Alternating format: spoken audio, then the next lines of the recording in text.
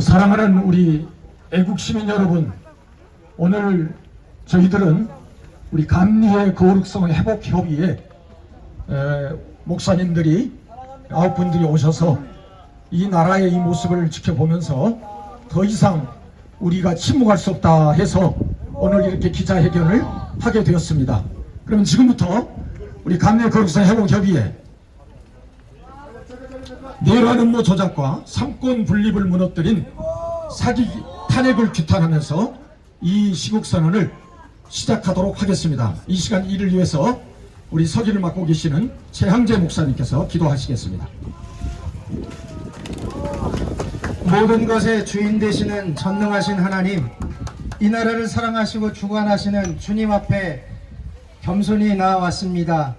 감리회 거룩성 회복협의회 목회자들이 한자리에 모여 나라의 현실을 바라보며 안타까운 마음으로 목소리를 내기 위해 모였습니다. 기도로 의회를 시작하고 자유민주주의를 지키며 여기까지 오게 하신 하나님, 주님 내란 음모 선동과 삼권 분립을 허물고 추진해온 부당한 대통령 탄핵 정국 속에 하나님의 긍휼을 구합니다. 정의로운 판결이 이루어져 탄핵이 귀각되게 하시고 대통령이 온전히 직분을 회복하게 하여 주옵소서. 삼권 분립의 원칙이 지켜지게 하시고 헌법과 법질서가 바로 서게 하시며 이 땅의 지도자들이 하나님을 경외하며 바른 길로 나아가게 하옵소서. 일로 인하여 온 국민이 깨어나게 하시고 분열과 혼란을 넘어 화합과 회복의 모습으로 나아가게 하옵소서. 한국교회가 시대적 사명을 감당하게 하시고 이 땅에 다시 하나님을 경외하는 나라가 되게 하여 주옵소서. 주님께서 이 나라를 친히 다스리시고 주님의 공의가 강물처럼 흐르게 하여 주옵소서. 자유민주주의가 지켜지게 하시고 교회가 사는 길을 허락하여 주옵소서. 이 시간 모든 시국선언 가운데 함께하여 주옵소서. 예수 그리스도의 이름으로 기도하옵나이다. 아멘. 이름으로 기도하옵나이다. 이제 발언하실 우리 세 분들을 제가 소개하도록 하겠습니다. 첫 번째로 우리 예강교를 담임하시는 최상면 목사님, 그리고 두 번째는 분당의 우리 송상면 목사님, 그리고 세 번째는 우리 연보연 목사님, 이 순서로 한 분 한 분씩 우리 발언을 해주시겠습니다.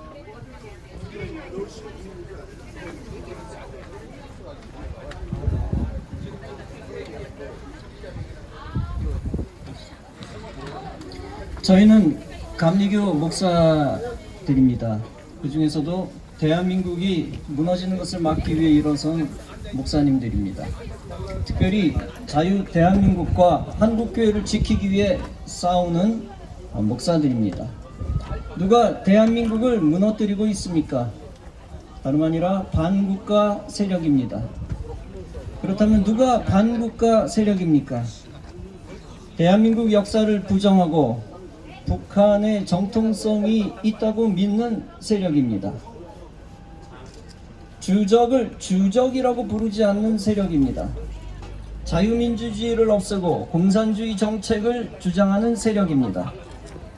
국가의 기관 산업과 기업들을 적폐로 규정하고 무너뜨리려는 세력입니다. 퍼주기 등을 해서 우리나라를 베네수엘라 같은 나라로 만드는 세력입니다. 이들은 반국가 세력일 뿐 아니라 반교회 세력입니다. 이 반국가 세력의 질주를 급히 멈춘 것이 대통령의 계엄이었습니다. 그 계엄이 아니었다면 백성들은 반국가 세력의 종노릇을 계속했을 것입니다.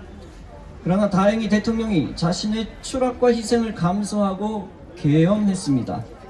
그로 인하여 국민들이 반국가 세력의 위험성을 알아차리는 기회를 얻었습니다.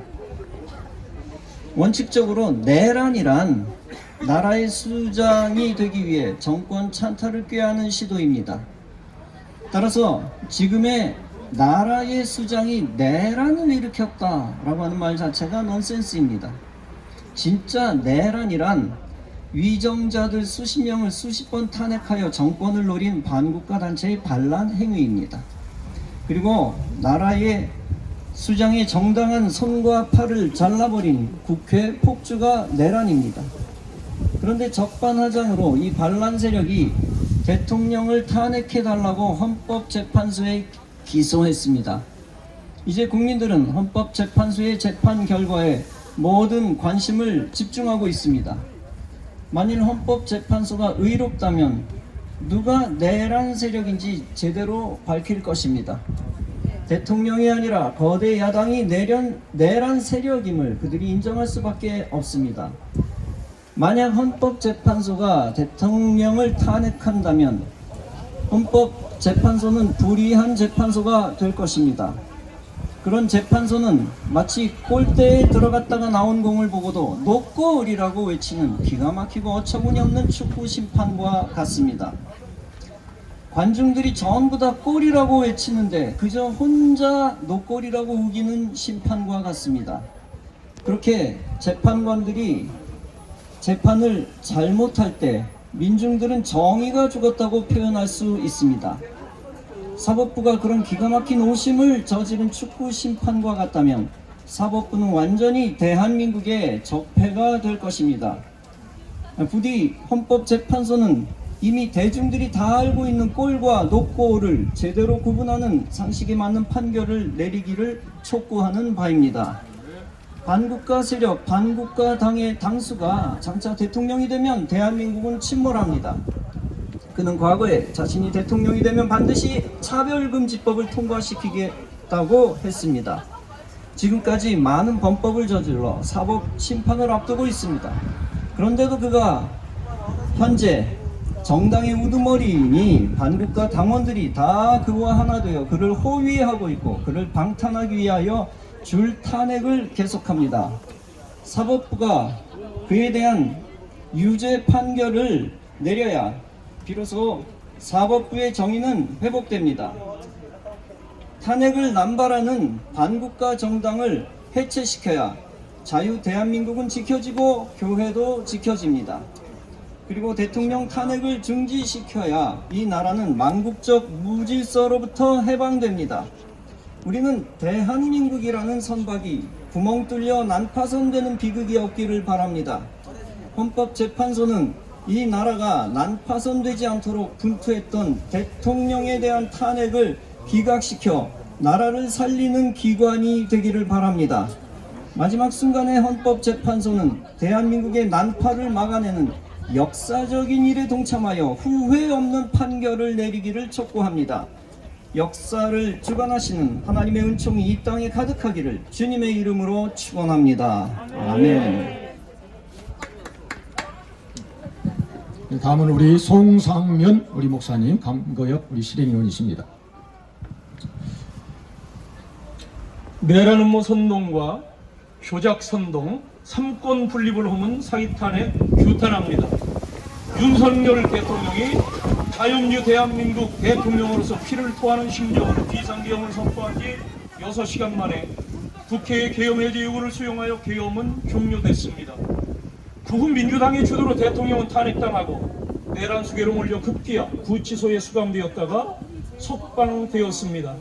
아직 탄핵 재판 중에 있고 곧 판결이 날 것이라고 합니다. 헌법을 수호하고 법에 정한 권한으로 나라를 통치하라고 국민들이 선출한 대통령을 애초부터 탄핵하겠다던 민주당의 정치적 횡포는 완전히 도를 넘었습니다. 대한민국은 엄연히 삼권 분립이 보장된 나라인데 입법부인 국회가 야당 단독으로 행정부 예산을 삭감 편성하고 거대 의석을 무기로 국가의 주요 공직자 29명을 줄 탄핵하여 국정마비 상황에 이를 정도입니다. 자기를 수사하였다고 검사를 탄핵하고 자기에게 유죄 판결을 내린 판사를 탄핵하려 하는 행태는 분명 횡포입니다. 아니, 횡포를 넘어 국정이 마비될 정도이니 이것이 곧 내란이 아니고 뭐겠습니까? 지금까지 편향적인 메이저 언론 방송들은 이러한 사실을 정확히 보도하지 않아서 시민들이 제대로 알지 못하였고 극좌파 단체들과 좌파 유튜버들은 거짓 선동 전략으로 좌파 풍토를 심화시켰으며 심지어는 좌경화된 일부 목사들은 나라와 민족을 위해 기도하는 성도들과 복음적인 목사와 교회를 향해 극우 기독교라는 이념 프레임을 심어 퍼뜨리면서 그리스도의 몸인 교회를 폄훼하며 분열시키는 데 스피커 노릇을 했습니다. 회개를 촉구합니다. 그나마 감사한 것은 최근에 애국적 유튜버들의 적극적인 활동으로 국가사회의 현실 파악에 균형 감각을 가질 수 있게 되었습니다. 이제 국민은 알게 되었습니다. 윤석열 대통령의 비상계엄으로 인하여 부정선거 의혹이 음모론이 아니라 사실이라는 것과 선관위의 조직적 부패, 사법부와 헌법재판소의 편향적 판결과 사법 카르텔 형성, 국가 기밀 유출과 간첩 세력의 활동이 강화되는 것, 대한민국을 무너뜨리는 언론과 반국가 조직의 결탁된 것이 드러났습니다. 이제 윤석열 대통령의 비상계엄으로 인해 다수의 국민들이 계몽되었습니다. 근본 헌재의 대통령 탄핵 재판 과정을 지켜보면서 2030 세대들이 깨어났고 국가의 미래를 책임질 젊은 치성 대학생들이 분연히 일어섰으며 특히 민주당의 텃밭인 호남의 민심이 급변하고 있습니다. 대통령을 내란죄로 몰고 가던 민주당이 도리어 내란 세력이요 반국가 세력이라는 것을 다수의 국민들이 알게 된 것입니다. 따라서 윤석열 대통령 탄핵 반대를 외치는 시민들이 결집하고 그 수가 계속 늘어나고 있습니다. 이제 어제 헌법재판소가 한덕수 대통령 권한대행 탄핵 소추안을 압도적으로 기각했습니다. 이 합당한 탄핵 사유가 없다는 걸 뻔히 알면서도 민주당이 자신들의 주장을 따르지 않았다는 이유로 탄핵시킨 지 85일 만입니다.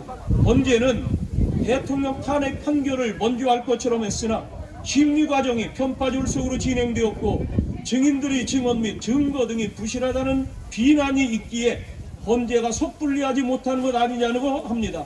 특히 탄핵 사유인 내란죄를 빼고 심리했다면 각하되어야 한다는 법 전문가들의 견해를 존중하여 헌재는 법과 법관의 양심에 따라 속히 윤석열 대통령 탄핵 판결을 각하 내지는 기각 판결하기를 강력히 촉구합니다. 성읍은 정직한 자의 축복으로 인하여 진흥하고 악한 자의 입으로 말미암아 무너지느니라는 말씀이 있습니다. 지금까지 교회는 자유민주주의 대한민국을 위해 기도하고 있으며 신명기 28장의 축복의 말씀을 붙잡고 기도를 했는데 우리나라에 그대로 이루어졌습니다. 만유의 주제이신 하나님은 살아계십니다. 대한민국을 위기에서 건져 주실 것입니다. 부정부패, 불의, 불법, 친북, 종북, 친중, 반미, 좌파의 무도한 진보 세력, 공산주의, 동성애 세력 모두 다 붕괴하게 하실 것을 믿습니다. 윤석열 대통령 탄핵 기각, 자유민주 대한민국 만세, 하나님 나라 만만세.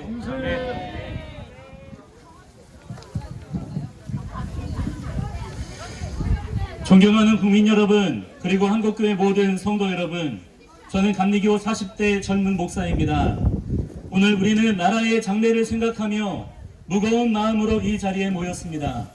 우리가 추구하는 것은 단순한 정치적 승리가 아닌 하나님의 공의와 정의입니다. 지금 진행되고 있는 대통령 탄핵은 절차적으로나 내용적으로 많은 문제점을 안고 있었음이 지금 명명백백히 드러났습니다. 이처럼 법치국가의 근간이 흔들리는 모습을 보며 우리는 대한민국 국민으로서 또한 하나님 나라의 백성으로서 깊은 우려를 표하지 않을 수 없습니다. 지난 2024년 12월 3일 대통령이 내린 계엄 결정은 국가적 위기 상황에서 헌법이 허용한 권한의 범위 내에서 이루어진 것입니다. 그 과정에서 단 한 명의 인명피해도 없었다는 사실은 무엇을 의미합니까? 이런 상황을 내란이라 부르는 것이 과연 옳은 일인지 우리 스스로에게 정직하게 물어봐야 합니다.